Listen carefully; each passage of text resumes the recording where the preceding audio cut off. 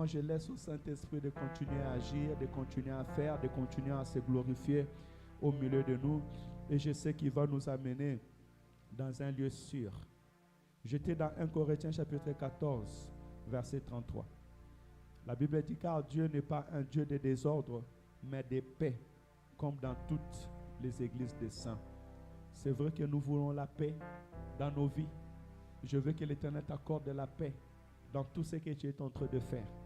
Mais il faut savoir que ici, la Bible nous donne deux mots, le désordre et la paix. Alléluia. Et on voit bien que Dieu ne parle pas de paix en martelant sur les désordres. Si tu veux être en paix avec Dieu, tu dois ordonner ta vie. Tu n'as pas dit amen. Si tu veux être en paix avec Dieu, tu dois ordonner ta vie. Si tu n'ordonnes pas ta vie, tu ne peux pas être en paix avec Dieu. Vous savez, quand j'étais en train de méditer sur cette parole, j'étais en train de voir que sur la croix, la Bible dit que le Seigneur nous a réconciliés avec le Père.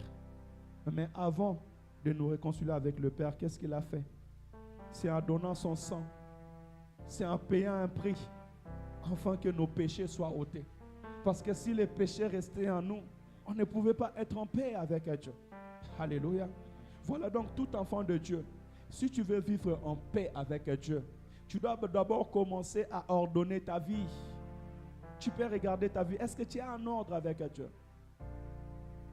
Est-ce que tu es en ordre avec Dieu? Bien souvent, nous cherchons la paix, nous voulons que l'église soit en paix, mais nous sommes dans le désordre. Alléluia. On ne peut pas vivre en paix dans le désordre parce que la paix que nous cherchons ici dans l'assemblée de Dieu, ce n'est pas la paix des hommes. La paix que moi je cherche, ce n'est pas que je sois en bonne relation avec Jonas et que je parle avec lui seulement, non. La paix que moi je suis en train de chercher, c'est la paix du Christ. C'est que lui, il soit en conformité de vie avec Dieu et moi aussi je sois en conformité de vie avec Dieu. C'est en ce moment que nous marcherons dans la paix. Alléluia. La paix des hommes ne pourra jamais nous garantir la sécurité devant Dieu. Mais la paix de Dieu nous garantit la sécurité devant les hommes. Alléluia. Si nous voulons réellement de l'ordre dans l'église de Dieu, ou bien si nous voulons la paix dans l'église de Dieu, nous devons d'abord établir l'ordre. L'ordre, c'est la crainte de l'Éternel. Et quand je parle aussi de l'ordre, je vois aussi des limites. Parce que lorsqu'on met la loi, c'est qu'on met des limites dans la vie de l'homme. Lorsqu'il y a de l'ordre dans une maison, c'est que chacun sait ses limites, où il doit aller, où il ne doit pas y aller. Si chacun de nous, il n'y a pas de limites, si dans ta vie, d'abord, premièrement, si dans ta vie, tu n'as pas de limites, tu ne peux pas prétendre la paix. Dans une maison, dans un foyer, si maman n'a pas de limites, ou bien si papa Claude n'a pas de limites, ou si maman Fautine n'a pas de limites, dans la maison, il n'y aura pas la paix. Parce que chacun voudra faire ce qu'il veut faire. Alléluia. Mais si maman Fautine sait que moi je suis une femme et j'ai ma place de femme, et papa Claude sait que moi je suis l'homme et j'ai ma place de l'homme, là, à ce moment-là, il y aura la paix. Ainsi donc, l'ordre est en train de nous accompagner dans tous les domaines de notre vie. Que ce soit à l'église, que ce soit dans les services de Dieu au sein de l'église de Dieu. Alléluia. On ne peut pas servir Dieu dans les désordres. On ne peut pas servir Dieu dans les désordres. Le désordre aussi, c'est le fait de ne pas respecter son supérieur. Écoutez, je commence déjà dans Matthieu chapitre 21. La Bible dit, Jésus entra dans le temple. Je suis Matthieu chapitre 21.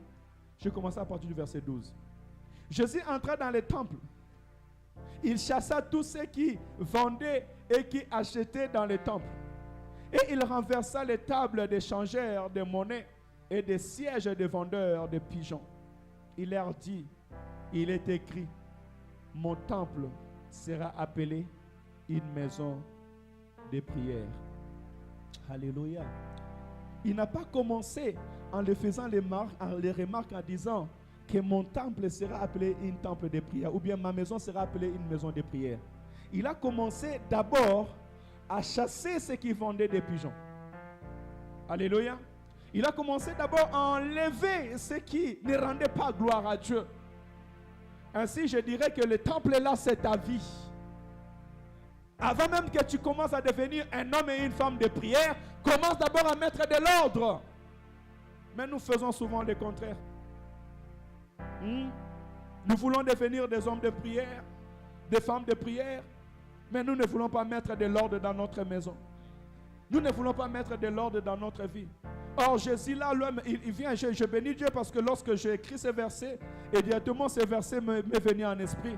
En l'écrivant et en le méditant, je vois que ce verset vient tout simplement me donner la lumière de ce que j'avais lu avant dans le livre de Matthieu. Alléluia. Tu veux que ta vie devienne une vie de prière, mets de l'ordre dans ta vie d'abord. Enlève la vie de péché, la vie de calomnie. Enlève toute vie qui ne rend pas gloire à Dieu. Enlève la vie de débauche. Alléluia. Oh, enlève la vie de désordre, la vie de l'alcool. Enlève toute vie qui ne rend pas gloire à l'Éternel, ton Dieu. Toute vie de colère, toute vie de médisance, toute vie de méchanceté, de séparation. Commence à l'enlever. Et ainsi ta vie deviendra une maison de prière. Si nous voulons que l'Assemblée ACC soit une maison de prière, nous devons d'abord commencer à enlever tout ce qui n'est pas de Dieu. Tout ce qui est de la désobéissance à la parole de Dieu. Alléluia. Tout ce qui est mal. Et ce mal-là, ça commence d'abord dans notre être nous-mêmes d'abord. Parce que moi, je dis que si moi, je n'ai pas de l'ordre en moi, je ne peux pas transmettre de l'ordre. Si en toi, il n'y a pas de l'ordre, tu ne peux pas transmettre l'ordre.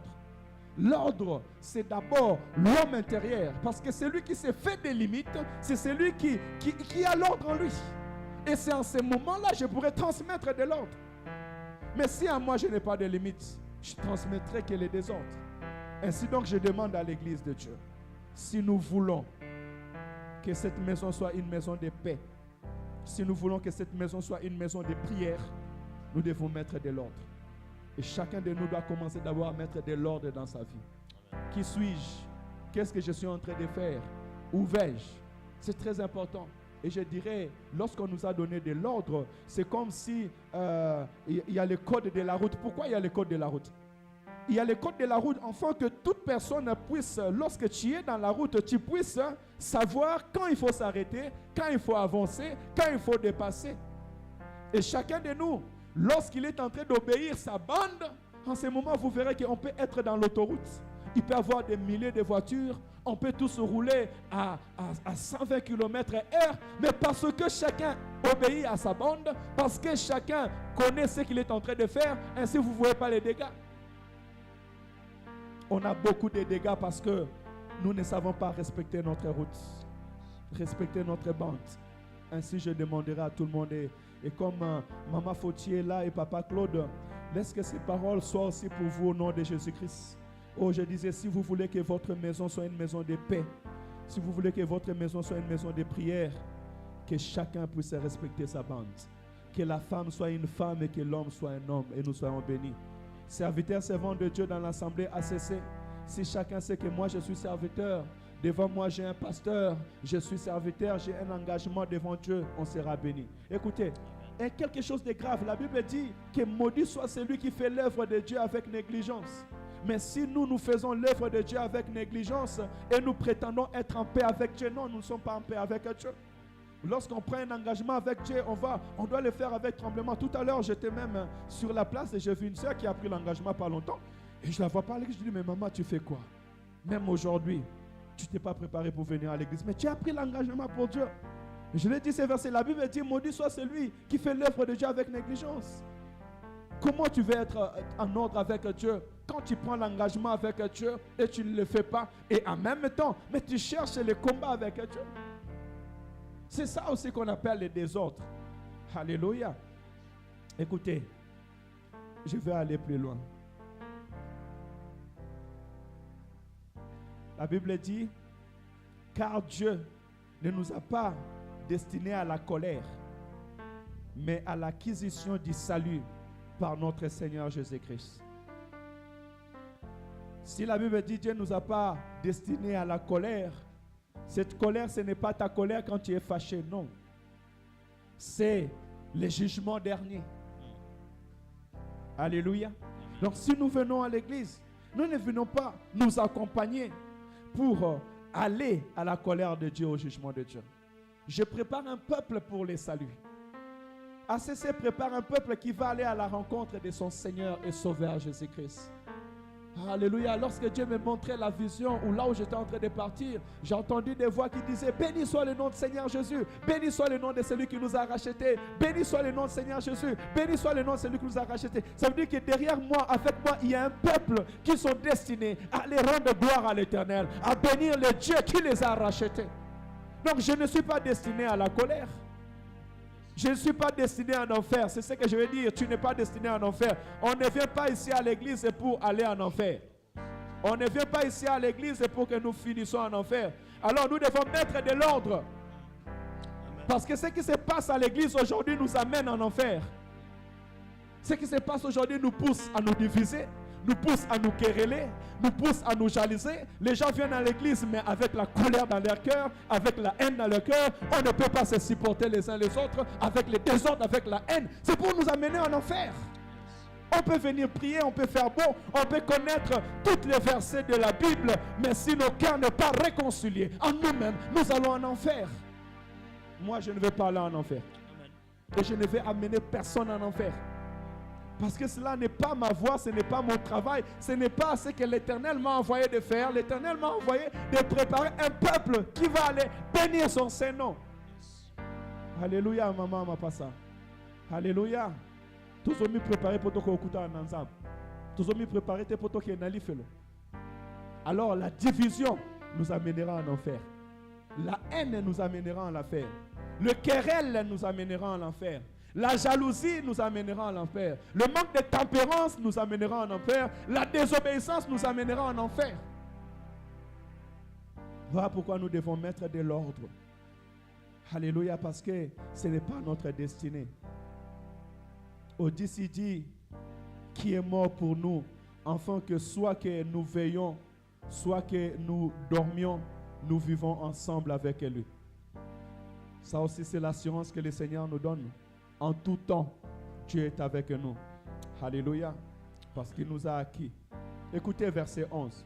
C'est pourquoi exhortez-vous réciproquement et édifiez-vous les uns les autres, comme en réalité vous les faites. C'est ça le rôle de l'Église. Le rôle de l'Église, c'est que nous puissions nous exhorter. Exhorter quelqu'un, c'est fortifier quelqu'un. C'est encourager quelqu'un. C'est dire: mon frère, n'abandonne pas.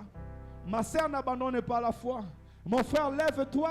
Ma sœur, lève-toi. L'Éternel Dieu est fidèle, comme nous avons partagé avec les mamans hier. Que le Dieu qui nous a appelés est fidèle. Et c'est lui qui accomplira toutes choses. Il n'abandonne pas. Le Dieu qui nous a appelés, c'est le Dieu d'Abraham. Il a appelé Abraham. Il a dit à Abraham: va-t'en de ton pays, de ta patrie. Va vers là où je t'envoie et là-bas je te bénirai. Abraham était un père. Il, à 75 ans, n'avait pas d'enfant. Et sa femme. Et la Bible dit, malgré la chaleur du jour, 24 ans plus tard, Abraham va avoir 99 ans. C'est là où Dieu va venir les visiter en disant: l'année prochaine, à la même époque, tu auras un enfant. Il a accompli sa promesse dans la vie d'Abraham. Et on a dit: parce que notre Dieu est fidèle, nous croyons en lui. Et nous savons que c'est lui qui accomplira toutes choses. Alléluia. C'est ça, c'est exhorter, c'est fortifier, de ne pas abandonner. La Bible nous a dit hier que aucune épreuve que tu peux vivre, que Dieu ne t'a donné la force de la surmonter. Alléluia. Je dis aucune épreuve, aucun combat qui peut arriver dans ma vie, que Dieu me donne la force de la surmonter. Peu importe les vents et marées. Dieu m'a donné une force à moi pour surmonter les combats. C'est ça un enfant de Dieu. C'est ça celui qui met sa confiance à l'Éternel. Et c'est ça qui est notre rôle, c'est le rôle de l'Église. Le rôle de l'Église, ce n'est pas venir nous condamner. Le rôle de l'Église, ce n'est pas venir nous diminuer. Bien-aimé, quand tu entres à l'Église, tu ne peux pas sortir dans le larme. Quand tu entres à l'Église, tu ne peux pas sortir tu te dis: mais pourquoi même je t'ai venu à l'Église? Pourquoi j'étais venu prier? Pourquoi même je suis... Non, quand tu viens à l'Église, quand tu sors, tu dois sortir dans la joie. Sortir dans la paix, alléluia. Tu dois sortir renouvelé, fortifié, alléluia. Même quand je suis en train de vous parler, je suis en train de me fortifier moi-même dans le Seigneur. Dieu va dire: aucun combat, aucune circonstance dans ta vie qui peut t'arriver, que Dieu a mis en toi la force de la surmonter. Et j'avais vu la vie de David. La Bible déclare que David, quand il avait Goliath, les gens voyaient ce gars David qui était petit. Or, dans David, il y avait la force, il y avait l'Esprit de Dieu qui était sa force pour aller vaincre Goliath. En toi, tu as l'Esprit de Dieu. Et l'Esprit de Dieu en toi est la force pour que tu puisses surmonter le combat de ta vie. Ainsi, je vais encore profiter à nous dire et à dire à une maman ce soir, prends la force que tu as. L'Éternel t'a donné la force de surmonter tes combats. Il n'y a aucun combat qui pourra te gagner. Et c'est Dieu fidèle.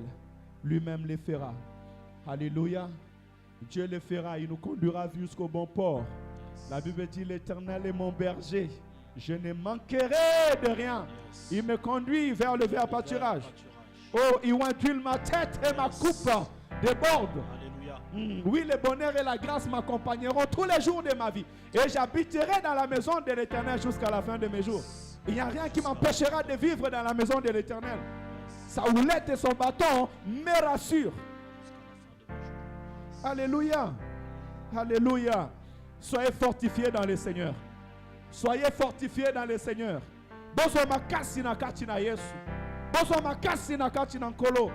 Soyez fortifiés dans le Seigneur. Car notre Dieu est juste.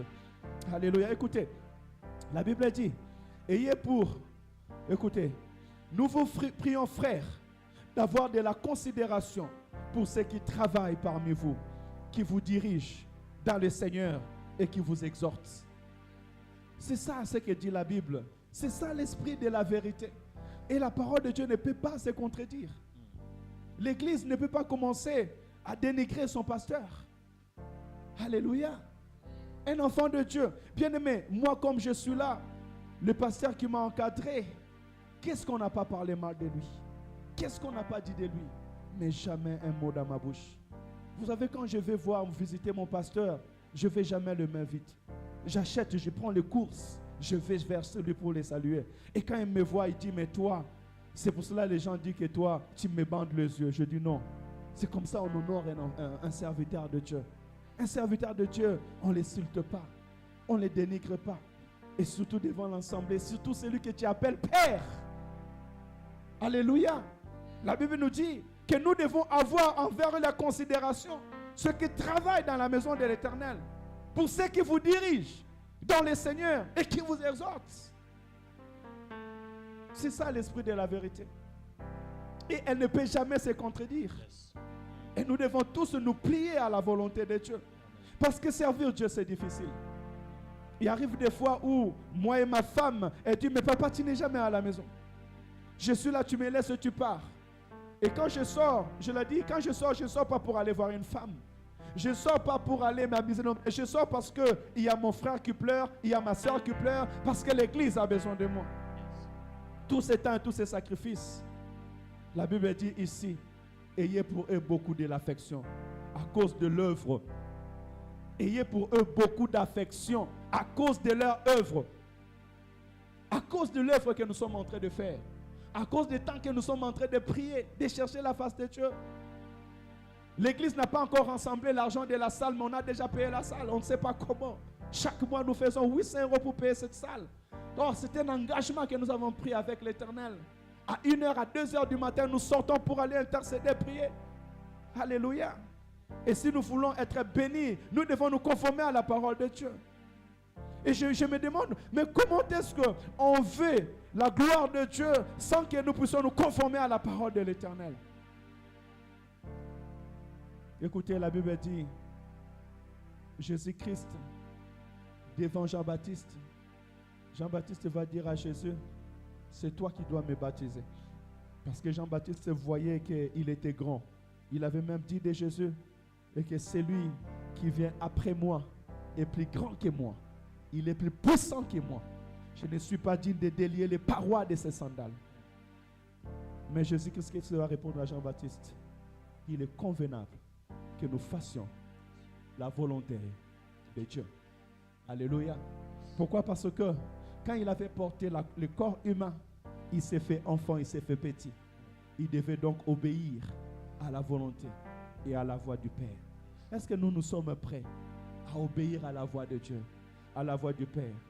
Bien-aimés, souvent, ce qui nous empêche à nous diminuer, à considérer l'autre, c'est notre orgueil, c'est notre homme.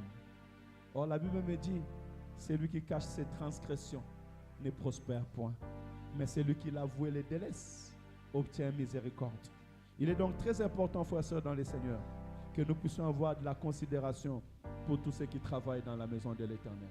Cela n'est pas seulement pour moi parce que je suis pasteur, non, mais pour tout le monde. Moi aussi, au retour, j'ai fait mon effort d'avoir la considération pour tous les serviteurs, toutes les servantes, même pour toi qui es là dans cette salle. Je fais mon effort d'avoir beaucoup de considération pour toi. Alléluia. Pourquoi tu es venu pour rendre un culte à Dieu? Oh, en rendant un culte à Dieu, nous sommes en train de servir l'Éternel. Alors j'encouragerai l'Église d'avoir beaucoup d'affection à cause du travail que nous sommes en train de faire au milieu de vous. La Bible dit, soyez en paix entre vous. J'aime encore la parole de Dieu. Voyez-vous, avant de dire soyez en paix entre vous, il a commencé d'abord à mettre de l'ordre dans notre travail et dans notre attitude, dans notre façon de faire. L'apôtre Paul n'a pas encore commencé à dire soyez en paix entre vous. Il a dit d'abord, sachez-les que vous devez vous considérer les uns les autres. Et surtout considérer ceux qui travaillent au milieu de vous. Ceux qui vous dirigent, ceux qui vous exhortent. Ayez beaucoup d'affection à cause de ce travail.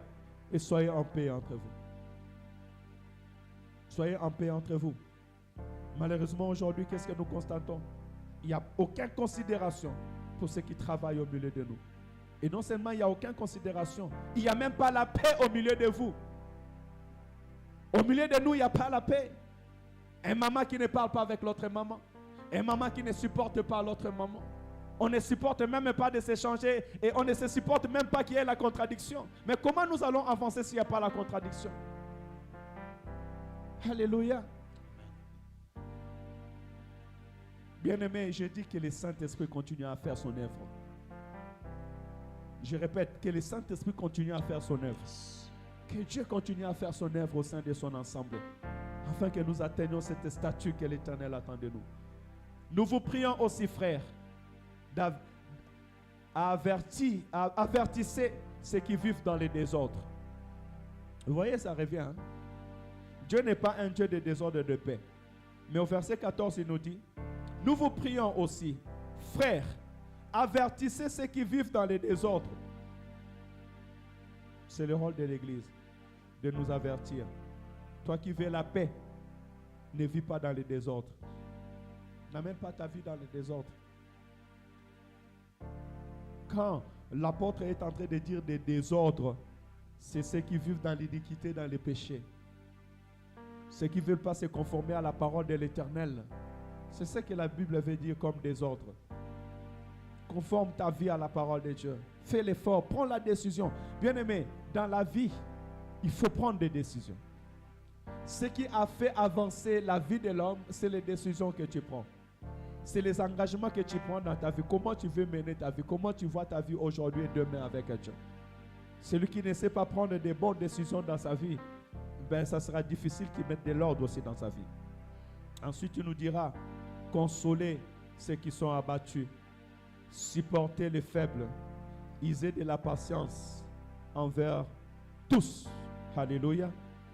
Nous sommes appelés à user de la patience avec tous, à consoler, à fortifier les abattus.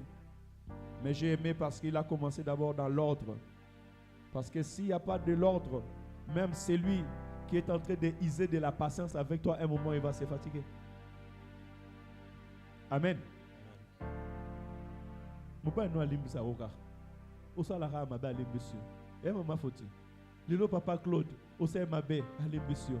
Le boussel ma belle à limbition. Le bico no sel ma belle. Et comme cette fois. Un moment le matin dans mon comment ça lango. Nanko. Moi pas limbition sous ses attentes. Alléluia Église. Voilà pourquoi nous devons mettre de l'ordre. Et Dieu nous bénira. Prenez garde que personne ne rende à autrui le mal pour le mal, mais poursuivez toujours le bien, soit entre vous, soit envers tous. Alléluia. À l'église de Dieu, on ne rend pas le mal pour le mal, parce que nous sommes des enfants de Dieu. Tu ne peux pas chercher à rendre le mal à ton frère, le mal à ta soeur. On ne peut pas s'enfermer les cœurs dans l'église de Dieu. cela ne donne pas la gloire à l'Éternel. Tu ne peux pas pécher. La Bible dit même que tu ne pécheras pas contre Dieu en haïssant ton frère ou ta sœur dans ton cœur. Tu les reprendras. Tu as fait du mal, je te dirai que tu as fait du mal. Je te dirai que ce que tu as fait, le comportement que tu as fait n'est pas bon. Mais je n'aurai pas la haine dans mon cœur contre toi. Alléluia. Parce que si j'ai la haine dans mon cœur contre toi, c'est que j'ai péché. Et je pêche déjà devant Dieu à cause de tes péchés. Quelqu'un d'autre t'a fait du mal. Il a péché. Toi, quand tu as mis la haine dans ton cœur contre lui, en ce moment, toi, tu pêches à cause de ses péchés. Ainsi donc, si ton frère et ta sœur te disent que je fais du mal, si tu reconnais que tu as fait du mal, tu peux lui demander pardon. Tu peux t'humilier. Ce n'est pas la peine de s'enorgueillir. Aujourd'hui, ce qui nous tue, que nous sommes orgueilleux. Nous ne voulons pas reconnaître nos fautes. Nous ne voulons pas nous diminuer. Or, la Bible dit que celui qui, quand ses transgressions ne prospère point, mais celui qui l'a avoué les délaisse, obtient miséricorde. Demandez pardon au pasteur, demandez pardon à Jonas, demandez pardon à ton frère et à ta soeur. Ne va pas changer ta nature, ne va pas te diminuer, mais au contraire, ça va t'élever, ça va te rendre grand. Alléluia. Vraiment, c'est avec ce cœur-là que j'aimerais encourager l'Église du Seigneur. Mettons de l'ordre. Amen. Mettons de l'ordre dans notre vie, de l'ordre dans notre façon de servir l'Éternel, de l'ordre dans l'Église de Dieu. C'est ça le véritable paix. La paix, ce n'est pas camoufler des choses. J'ai appris que souvent, le monde aujourd'hui veut camoufler les choses. On veut vivre dans le mal, mais l'habiller, porter un sultan de paix pendant qu'il n'y a pas la paix. Porter un sultan de silence pendant qu'il n'y a pas la paix. Quelqu'un qui n'a pas la paix en lui, mais qui porte un sultan de silence. En fait, c'est comme si tu t'es blanchi. Jésus-Christ te disait, tombons blanchi. Parce qu'il savait qu'en eux, il n'y a pas la paix. En eux, il n'y a pas l'amour. En eux, il n'y a pas les discordes. Mais il donne une apparence de paix pour que le monde les voit qu'ils sont dans la paix. Or, en réalité, en eux, il n'y a pas la paix. Et dans là, on ne peut pas trouver la paix. Ainsi, vous verrez la haine. Vous allez voir, ils vont tuer Étienne. Parce qu'Étienne va lever ses yeux et il va dire que je suis en train de voir le Seigneur assis à la droite du Père. Mais vous qui défendez la loi, vous qui avez la loi, vous prenez les pierres, vous les tuez en disant il a blasphémé. Pourquoi? Parce qu'en eux, il avait la haine. Alors j'encouragerai l'Église, un enfant de Dieu aujourd'hui. La Bible dit aussi longtemps que j'ai caché mes péchés. Mon âme n'était pas dans la paix. Cherche la paix avec le Seigneur ton Dieu. Cherche la paix avec tous. N'habille pas le mal. N'habillez pas les péchés. Ne cachez pas les péchés dans un sultan de sainteté. Non. Que notre cœur soit pire. Que nos cœurs soient libérés au nom de Jésus. Si tu as un problème avec ton frère et avec ta soeur, réconcilie-toi avec ton frère et ta soeur. Alléluia. Si tu as péché, dis à ton frère, dis à ta soeur, j'ai péché. J'ai péché contre toi. Que le Seigneur me pardonne et que tu me pardonnes. Lavons nos habits, lèvons-nous et allons de l'avant avec le Seigneur Dieu. Alléluia. Vraiment que le Seigneur nous bénisse. Et nous sommes en train de continuer dans ces vents, afin qu'ensemble nous puissions voir la gloire de l'Éternel notre Dieu. Alors, le temps est avancé. On va prier. Que le Seigneur nous aide à mettre l'ordre dans son église et la paix de Dieu. Pas la paix des hommes. Pas la paix avec des hommes, non. Je ne cherche pas la paix avec des hommes. Je cherche la paix de Dieu. La paix qui surpasse toute intelligence. Je cherche la paix dans l'harmonie, dans la volonté de Dieu, pas dans la volonté des hommes. Est-ce qu'on peut s'élever et prier en ce moment? Alléluia. Entre tes mains, j'abandonne tout ce que j'appelle le mien. Oh, ne permets à personne, Seigneur Jésus, d'en prendre rien. Oui, prends tout, Seigneur. Oui, prends tout, Seigneur. Entre tes mains, j'abandonne tout avec bonheur. Oh, entre tes mains, j'abandonne tout ce que j'appelle le mien. Oh, ne permet à personne, Seigneur Jésus, d'apprendre rien. Oui, prends tout, Seigneur. Oui, prends tout, Seigneur.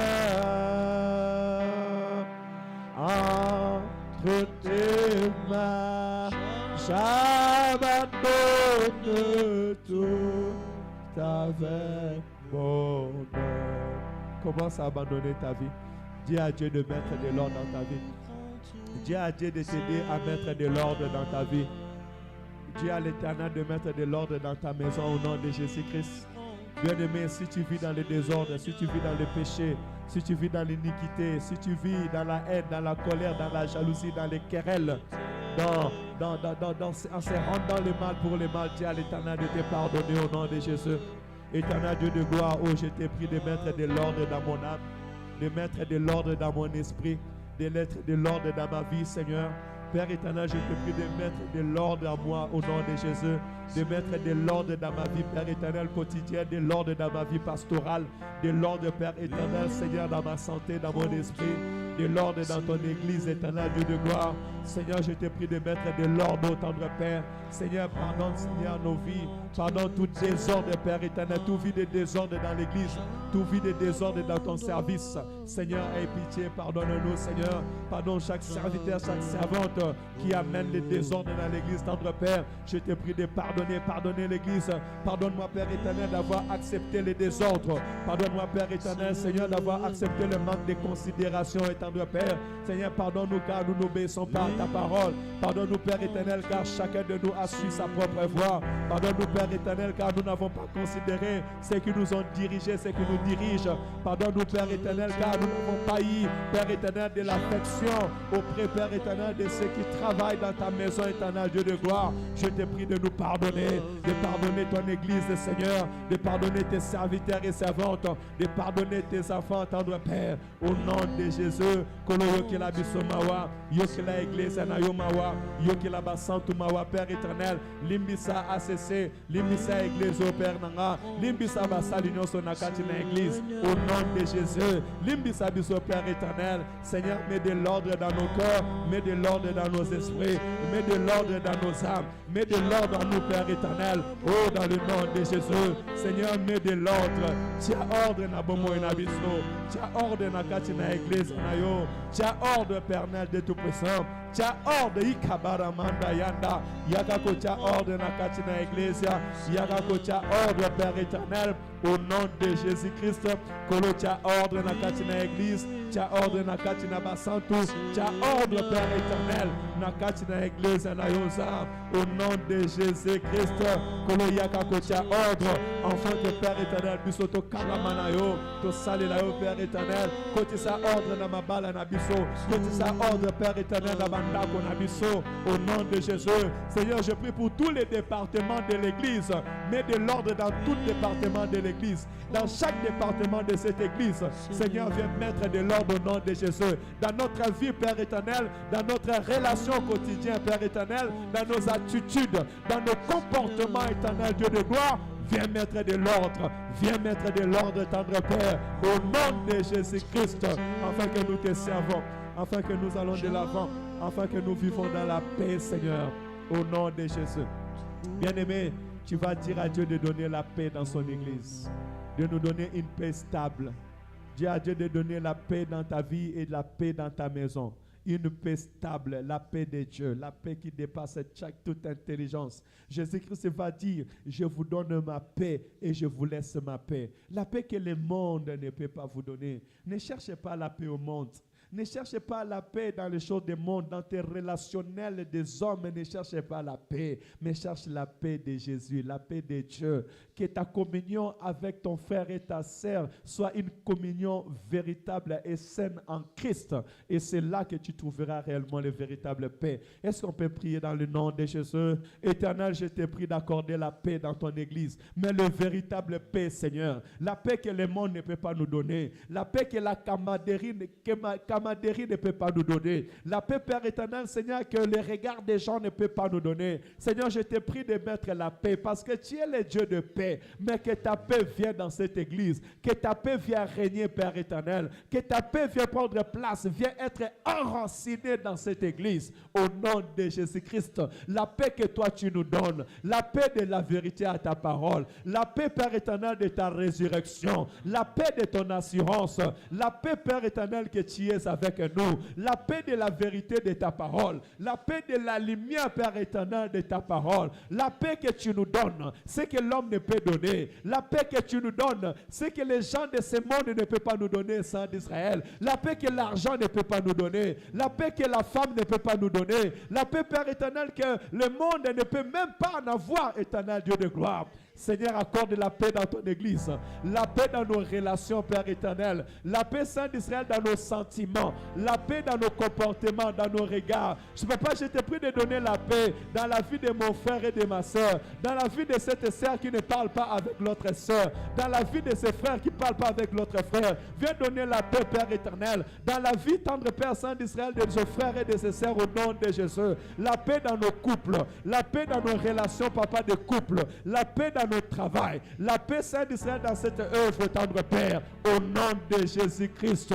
Éternel, je te prie de nous accorder la paix dans ton service, dans ton travail. Oh, la véritable paix, la paix du Saint-Esprit, la paix de l'ordre du Saint-Esprit, la paix du Saint-Esprit au nom de Jésus. Seigneur, que nous puissions vivre dans la vérité, parce que la paix, c'est la vérité. Que nous puissions vivre dans l'humilité, tendre Père. Que nous puissions vivre dans le chemin qui est Jésus-Christ. Alléluia. Donne-nous à vivre dans la vérité. Donne-nous à vivre, Père éternel, Seigneur, dans ta vérité. Au nom puissant et glorieux de notre Sauveur et Seigneur Jésus-Christ. Alléluia. Seigneur, merci car tu es Dieu. Merci de bénir ton peuple. Merci de bénir ta parole, Seigneur. Que ta parole nous guérit. Que ta parole nous restaure. Que ta parole donne une nouvelle vie dans ton Église. Bénis tout un chacun de nous. Seigneur, je prie pour tous les malades, te demandant de les guérir et de les visiter, de les restaurer. Je prie pour notre sœur Dorcas qui est en train d'accoucher en ce moment. Éternel, je te prie, Père éternel, de le visiter, tendre Père. Oh, si le mal s'est tenu à sa porte, que le mal quitte au nom de Jésus-Christ. Seigneur, bénis nos frères et sœurs, ceux qui sont malades, visite les sœurs d'Israël. Nous te recommandons, Papa Mbala, nous te recommandons, Papa Chef, nous te recommandons tous ceux qui sont dans cette église. Ceux qui sont malades soient guéris. Ceux qui sont tombés, tu les relèves au Père éternel. Oh, dans le nom de Jésus. Seigneur, je prie que tu campes tout autour de cette église pour nous arracher des dangers. Au nom de Jésus. Seigneur, ce que nous ne voyons pas, toi, tu les vois. Seigneur, combat pour cette église. Combat pour l'ange de l'église. Combat pour nous, combat pour chaque serviteur. Le combat visible et invisible. Que l'ennemi ne trouve pas la place. Que la puissance de l'ennemi ne trouve pas la place. Dans le nom de Jésus. Dans le nom de Jésus. Dans le nom de Jésus. Nous avons prié.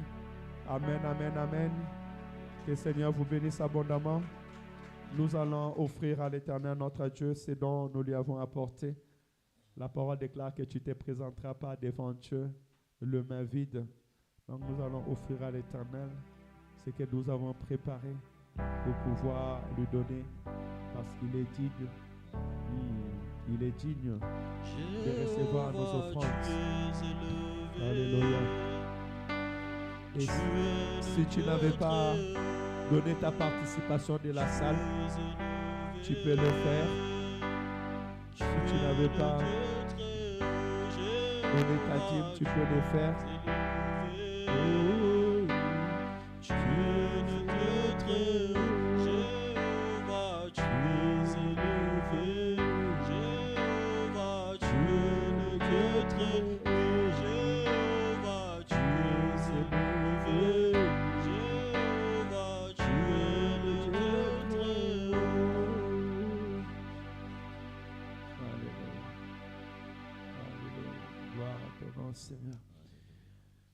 Gloire à Jésus. Seigneur, nous te bénissons, nous te présentons ces offrandes. Bénis-les, sanctifie-les, multiplie-les, Seigneur, et qu'elles puissent être une bénédiction pour ton œuvre. Au nom de Jésus. Amen. Que Seigneur nous bénisse abondamment. Notre rendez-vous, c'est les samedis, hein, sachant que déjà nos jeunes se préparent pour la convention de la jeunesse. Ça sera, pardon? Non, la convention. Je commence par la convention.